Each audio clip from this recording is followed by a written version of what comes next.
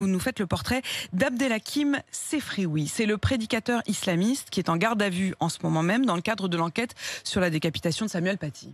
Oui, c'est un islamiste qui a été interpellé donc samedi à Évry avec sa compagne.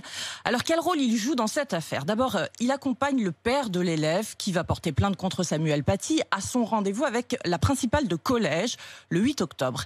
Il se présente alors comme membre du Conseil des imams de France. Ce que dément ce conseil, qui par ailleurs est un conseil qui n'a aucun statut et aucune responsabilité dans l'islam de France.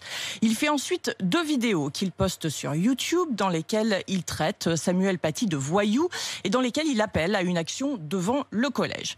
Alors, il n'y a pas forcément de lien entre l'assassin d'origine tchétchène et Abdelhakim Sefrioui, né au Maroc en 1959 et devenu français par sa femme, une convertie.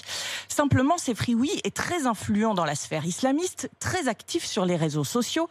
Il est fiché S pour radicalisation dans les radars des services de renseignement depuis 15 ans. Son combat, c'est la lutte contre l'islamophobie qu'il voit un peu partout, il faut le dire. Il estime par exemple qu'Emmanuel Macron attise la haine contre les musulmans. Il est aussi connu pour des prêches antisémites à la sortie des mosquées qu'il considère comme trop complaisantes envers l'État d'Israël. En 2004, il crée un collectif pro-palestinien proche du Hamas. Dans ses habitudes, Abdelhakim Sefrioui aime bien prendre des hommes pour cible. C'est le cas en 2010 avec l'imam de Drancy, Hassen Chalgoumi, un imam qui est contre le voile intégral en France et qui entretient de bonnes relations avec la communauté juive.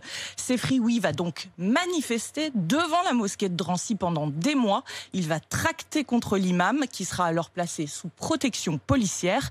Cet imam dit de Sefrioui qu'il est plus dangereux que Tariq Ramadan car il séduit la base, les parents. Ben oui, parce que ça n'est pas la première fois que Sefrioui milite contre les choix d'un établissement scolaire. En 2011, il a tenté d'intimider le proviseur d'un lycée de Saint-Ouen qui voulait interdire les jupes longues des élèves. En juillet 2014, Sefrioui participe à Paris à des manifestations pro-Gaza en scandant des slogans à la gloire du Hamas et du djihad islamique. Le préfet de Seine-Saint-Denis et le patron des renseignements généraux vont tenter d'obtenir la déchéance de nationalité de Sefrioui, mais sans succès.